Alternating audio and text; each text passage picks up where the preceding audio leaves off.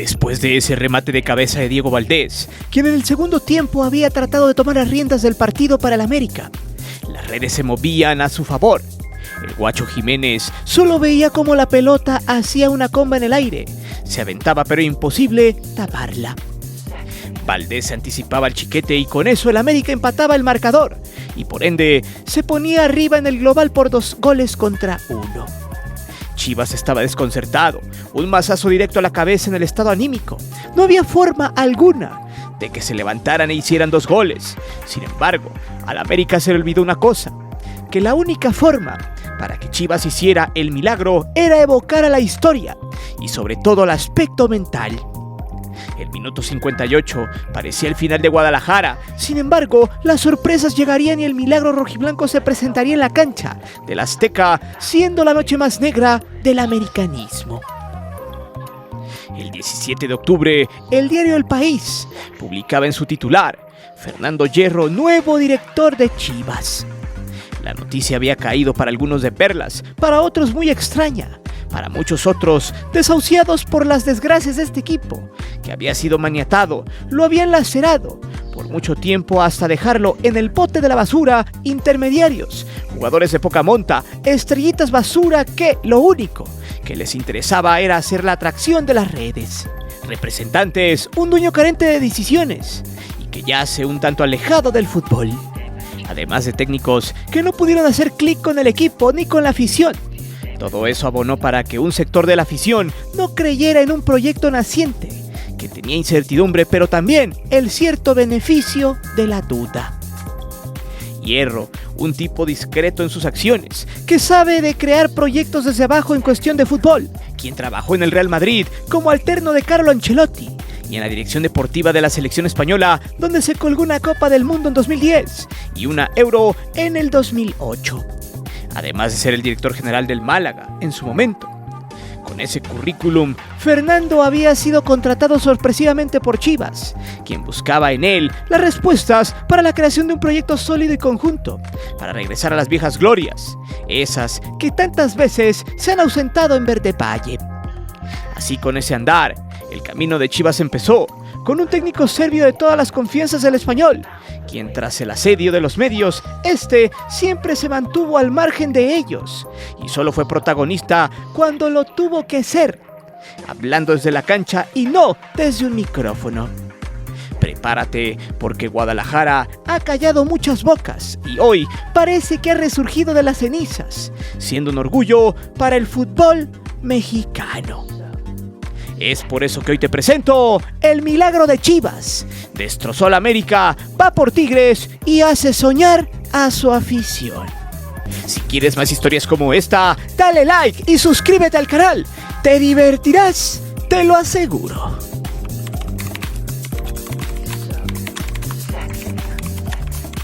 Quizá la mejor decisión de Amaury Vergara hasta lo que va de su gestión, luego del fallecimiento de su padre, es haber corrido a Ricardo Peláez, un tipo gris y perdedor que solo vive de una gestión con el América y que cuando llegó a las filas del rebaño siempre quiso el protagonismo para él, en la cámara y en las decisiones. Un auténtico showman que entregó resultados más que pésimos. Durante más de 3 años, Peláez disputó 106 partidos en la dirección deportiva, repartidos en 37 victorias, 40 empates y 29 derrotas.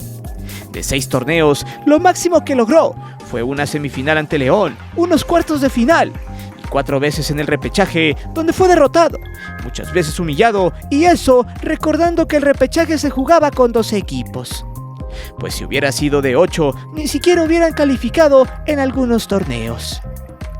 El 11 de octubre del 2022, Ricardo Peláez dejó de ser director deportivo, saliendo por la puerta de atrás, pero curiosamente encontrando chamba en Televisa, donde ahora se dedica con su conocimiento y aptitudes, entre comillas, a criticar las gestiones deportivas de otros equipos como si este hubiera sido exitoso en ese rubro.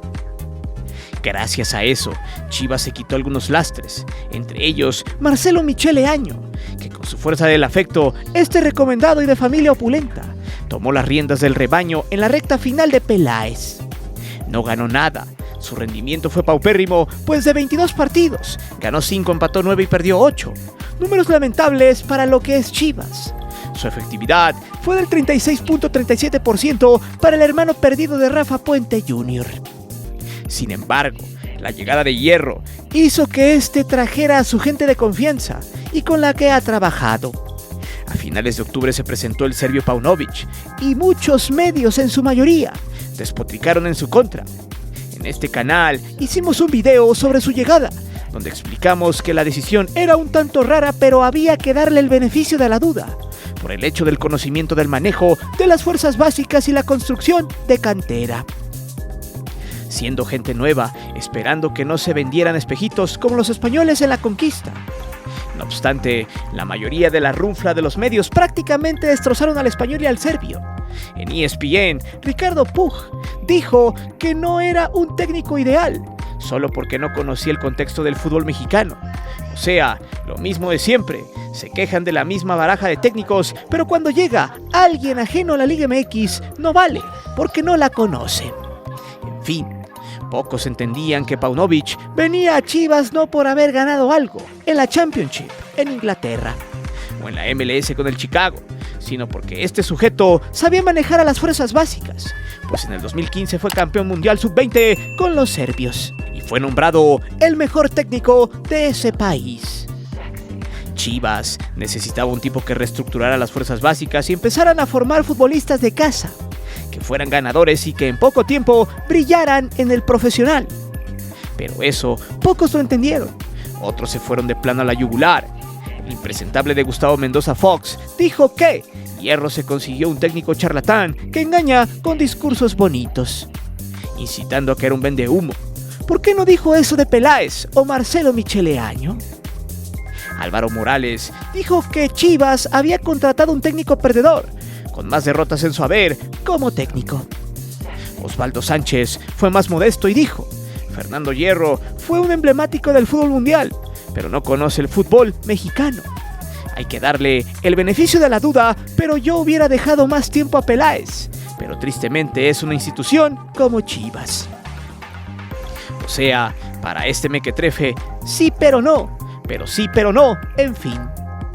Otro ardido y que salió por la puerta de atrás de Chivas fue Francisco Gabriel de Anda, quien dijo lo siguiente: Hierro no conoce el fútbol mexicano, como director deportivo no conoce. Le dolió tanto que llegara un tipo más capaz que él. Por su parte, el papá del Junior, Rafa Puente, dijo: desconoce la materia prima, ¿qué conocimiento del fútbol mexicano tiene? Bellas palabras para un técnico fracasado con un hijo fracasado. Todas estas joyitas terminarían sucumbiendo al paso del tiempo, pues el proyecto de Hierro y Paunović no alardeó, se dedicó a reconstruir una cantera que estaba destrozada e invadida por los representantes de los futbolistas. Se hablaba más de promofoot que de otra cosa, y los jugadores hacían lo que querían. Un técnico supuestamente inexperto y que desconocía la liga había sido señalado y vapuleado por los comentócratas de siempre, que se regocijaban de ver hundido a Chivas en la mediocridad. Incluso plantaron en la mente de los detractores y uno que otro aficionado a perder su tradición de jugar solo con mexicanos. Una auténtica blasfemia e incongruencia de quienes piden a gritos un quinto partido en un mundial. El fútbol de Paunović no fue vistoso, pero en ciertas partes del torneo fue efectivo. Jugó con las reglas y la benevolencia de la liga. Y aún así, con 21 juegos hasta la semifinal, sumó 12 victorias, 4 empates y 5 derrotas, para un rendimiento hasta ahora del 63.49%. Y ahora yace en la antesala del tan ansiado 13º campeonato, callando muchas bocas a la fecha.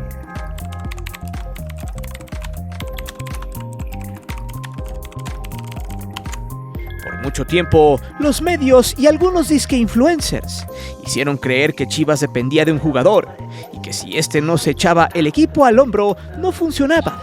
Muchos creyeron eso de manera absurda y también en estos tiempos se ha demostrado todo lo contrario. Se decía que Alexis Vega era ese referente del rebaño, que sin él Chivas no ganaría nada o no sería un rival a vencer. Y si bien es cierto que el tipo medio juega, tampoco no es indispensable. En la mayoría de los juegos Vega siempre ha jugado a la sombra de otros como el Nene Beltrán, incluso Pavel Pérez, o hasta en su momento el Pocho Guzmán, quien ha venido a la baja en los últimos juegos, pero que en la final seguro se conectará, porque es un tipo que ya sabe lo que es ser campeón. Y más que nunca Chivas necesita abogar por la experiencia de gente que está alejada del reflector. Ahora Guadalajara juega como tenía que hacerlo, como un equipo.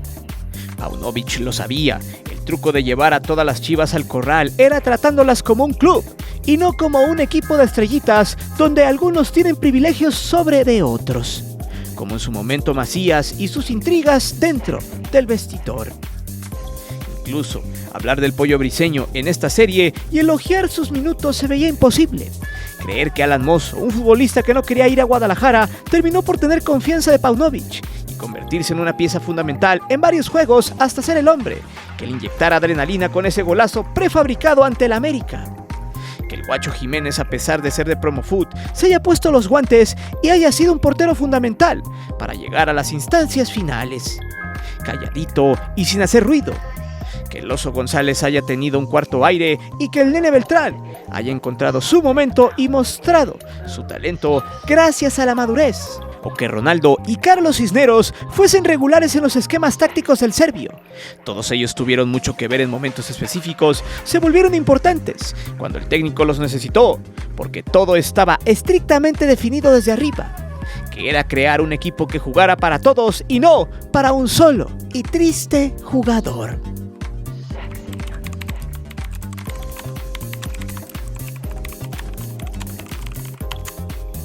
Aquí hay que detallar todo. Desde la ida el rebaño fue por el triunfo, a pesar de su falta de gol en las instancias finales. Las Chivas lo intentaron a través de los disparos de Alexis Vega, de un cabezazo del Pocho Guzmán y de un tiro del Piojo Alvarado que pasó zumbando el poste. Sin embargo, Luis Ángel Malagón anuló cualquier intento de los rojiblancos, convirtiéndose así en la figura azul crema. El conjunto de Cuapa se puso adelante con una gran anotación que llegó después de un pase filtrado de Diego Valdés hacia el recién entrado Cendejas, quien recortó a su defensor dejándolo en el camino y sacó un disparo al primer palo para vencer al Guacho Jiménez. Las Águilas salieron de Guadalajara con la ventaja mínima, pero su posición en la tabla les permitía clasificar con el empate o hasta con la derrota por un gol. Con este resultado, el americanismo ya se veía en la final. Sin embargo, el partido de vuelta no fue el flan que se esperaban en Cuapa. Las Chivas de Paunovic salieron a jugarse el todo por el todo. Tenían que hacer un juego quirúrgico. Desde el primer minuto dejaron muy en claro que viajaron a la capital por la clasificación. Pero en el arranque de la vuelta, sus intentos fueron con más ímpetu y deseos que con calidad futbolística. Incluso el América tuvo la primera oportunidad de marcar, pero las piernas se le enredaron al Cabezoplas, quien dejó escapar una gran oportunidad.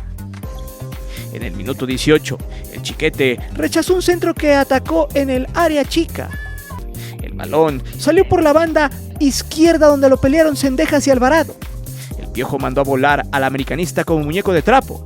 Llevó el balón hasta la media cancha, donde comenzó a eludir a sus rivales y tras quedar libre, filtró el balón para que Ronaldo Cisneros, quien eludió con gran técnica a Malagón, para mandar el balón a la red. Pese a los forcejeos, esfuerzos y resbalones de Cáceres, las Chivas anotaron antes del minuto 20 y tenían más vida que nunca. El América intentó finiquitar el encuentro en el arranque del segundo tiempo. El equipo capitalino generó algunas oportunidades, entre ellas un par de tiros de media distancia, uno de Fidalgo y otro de Richard Sánchez. Pero estos no lograron penetrar el arco rojiblanco. No obstante, fue hasta el minuto 56, cuando Fidalgo mandó un centro venenoso que fue peinado por Diego Valdés, mandando el balón pegado al segundo poste. Las tribunas del Azteca explotaron, la banca saltó a festejar y las Águilas ya se veían en la final. Todo indicaba que habría una fiesta en el Azteca, hasta que llegó la infame expulsión de Álvaro Fidalgo tras una patada artera contra el Nene Beltrán. Es importante resaltar que el AME no estaba en peligro. El balón estaba en el terreno visitante y la salida rojiblanca tenía claridad. El español le dio la razón al Negro Santos, quien dijo que el camiseta 8 del América era la mentira más grande del club. Y en este partido los dejó en desventaja, cuando mejor jugaba su equipo. Cuando el Tano Ortiz se vio en inferioridad numérica, decidió aplicar el catenacho. Sacó a sus hombres de peligro y metió a jugadores de refresco para bloquear la llegada del rebaño. Cendejas, Diego Valdés, el Cabecita Rodríguez y Henry Martín terminaron en la banca. El América se quedó sin armas. Su cuerpo técnico apostó por defender el resultado.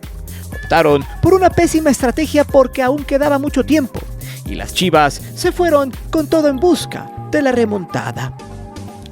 5 minutos más tarde, el rebaño atacó por la banda de Mozo, quien llegó hasta la línea de fondo. Su centro llegó hasta segundo palo, donde Alexis Vega remató. Sin embargo, el arquero americanista rechazó el esférico, afortunadamente para el rebaño. Ronaldo Cisneros estuvo a las vivas y se lanzó de palomita, mandando la pelota a las redes. Lamentablemente el VAR jugó a favor de la casa y anuló un gol completamente legítimo.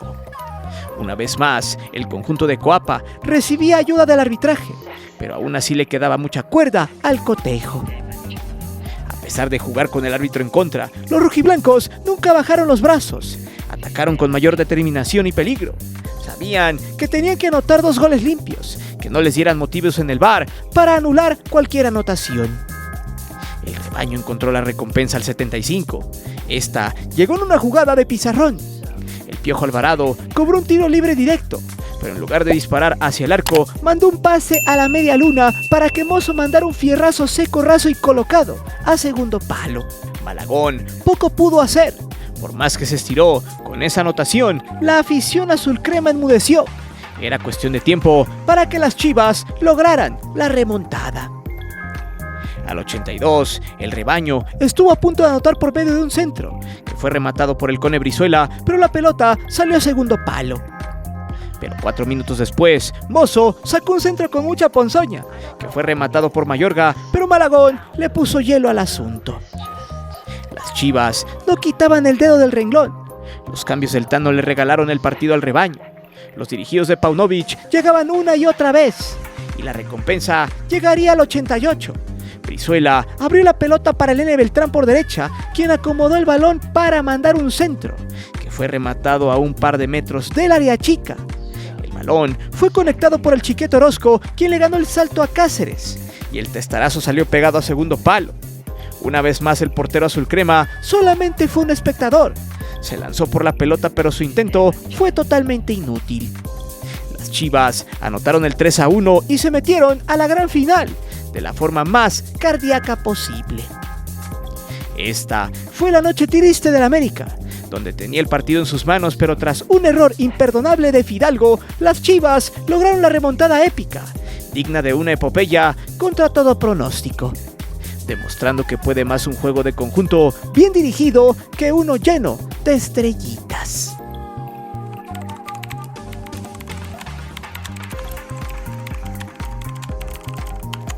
En los últimos tiempos han estado mame y mame y mame y mame con el tema de la filosofía de Chivas, que se limita entre comillas a jugar con puros mexicanos, y que eso para muchos es un error, una ideología del pasado. He leído sarta de estupideces con respecto a esto, de los mismos comentócratas, quienes solo por sacar críticas vagas sin sustento, se suman a esa petición inútil de que el rebaño cambie su filosofía para jugar con extranjeros. Pregunto, ¿a poco los extranjeros son la clave para ganar campeonatos? No necesariamente. Si bien el fútbol ha evolucionado hasta nuestros tiempos, pocos consideran que México es un país donde se juega y se respira fútbol.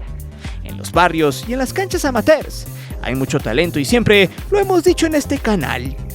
México necesita regresar a las viejas usanzas donde los visores iban en busca de talentos. No nos vayamos tan lejos. Hace meses, un combinado de jóvenes pubertos de Nuevo León se fueron a Madrid y ganaron todos sus partidos, demostrando que en nuestro país jugadores hay de sobra. Pero Chivas por mucho tiempo se dedicó a tener jugadores de mala calidad, apalancados, hijos de papi, como ese tal José Juan Macías, el hijo del aceitero, quien solo ha estado robando oxígeno a la banca rojiblanca, solo por ser hijo de empresario. Y es que también, no todos los mexicanos son buenos, porque mucha gente como Macías abundan en las canteras de la Liga MX, que solo por tener dinero ya tienen su lugar asegurado, desplazando a la gente que trae fútbol y que necesita totalmente pulir sus cualidades y talento para profesionalizarse. Bien ha dicho Matías Almeida en su momento, que él ha confiado más en los mexicanos que el mismo mexicano, diciendo verdades entre palabras que a la fecha y antes del proceso de hierro se habían cumplido cabalmente. Para muestra, justamente cuando Hierro llegó a ver las fuerzas básicas, dijo muchas frases contundentes en el 2022. Se reunió con los jugadores del Tapatío y les dijo lo siguiente: no tengan miedo, el fútbol se juega bien en todos sitios. Los buenos jugadores juegan bien en todos lados. O sea, como coloquialmente decimos acá, el que es perico, donde quiera es verde. Luego de forma contundente remató en su discurso diciendo textual: solo os digo una cosa que sepan, la puerta al primer equipo está abierta. Al chico joven, mexicano con talento, pero el chico mexicano joven con talento tiene que derribar la puerta del primer equipo. Bienvenido sea el talento y la gente joven. Así concluyó, y aquí es importante resaltar que Chivas ha terminado con los prejuicios de que no hay futbolistas mexicanos, de que le venden caro. ¿Por qué llorar por eso si Chivas tiene la capacidad de generar sus propios futbolistas? Tiene una marca de renombre, la capacidad para invertir en visorías, en traer a un tipo como Hierro que entiende de procesos y sobre todo puede generar ese arraigo que no cualquier equipo puede tener. Tapatío, luego de 6 meses de torneo, con una media de edad de 21.3 años, siendo el equipo más joven del torneo, fue segundo general con 31 puntos. Ganó 9, perdió 4 y empató 4. Fue el equipo con más goles del torneo con un total de 30 y ganó por tabla los cuartos ante Tlaxcala al empatar a 3 goles. Despachó 1-0 al campeón Atlante en un juego cerrado y terminó por ganar su primer título, tras vencer 4 goles contra 3 al Atlético Morelia en un juego trepidante. Pregunto, ¿acaso ese título no fue un aliciente para que el primer equipo se motivara y sacara el juego ante el América? Realmente se han roto los paradigmas, los prejuicios, y se ha mostrado que hoy en día el talento mexicano puede ser primordial si es que quieren rescatar el fútbol mexicano del fracaso total. Hoy tenemos muchos ejemplos y eso lo ha visto Hierro. No por nada la cantera ha funcionado y tan solo en el primer semestre ambos equipos han cosechado más frutos que lo que pudieron hacer años atrás.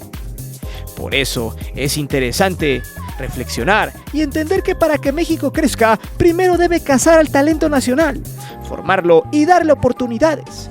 La segunda, debe dejar de comprar jugadores sudamericanos de medio pelo. Y tercera, dejar de agrandar jugadores desde la televisión. Hoy, Fernando Hierro, Paunovic y hasta las mismas Chivas han callado muchas bocas, y eso se podrá consagrar si es que logran quedarse con el campeonato ante unos férreos Tigres que sin jugar bien tratarán de colgarse otra estrella. De hecho, podríamos manejar como el duelo entre mexicanos y un equipo plagado de extranjeros. Aún así, gane o pierda el rebaño, se debe considerar el cómo logró renacer de las cenizas y dejó muy en claro que el jugador mexicano tiene calidad y sobre todo mucha garra. Pero dime, pase lo que pase en la final contra Tigres, Chivas ha demostrado que existe un camino para triunfar con muchos mexicanos en la cancha. Y sobre todo, Fernando Hierro y Paunovic han callado muchas bocas en la Liga MX. ¿Quién será el campeón del Clausura 2023? Déjame saber tus respuestas aquí abajo. Recuerda que aquí leemos siempre en los comentarios. Si te gustó el video, compártelo con tus amigos y no olvides de suscribirte al canal y de activar la campana de notificaciones. Mi nombre es Guillermo Antonio. Nos vemos hasta la próxima.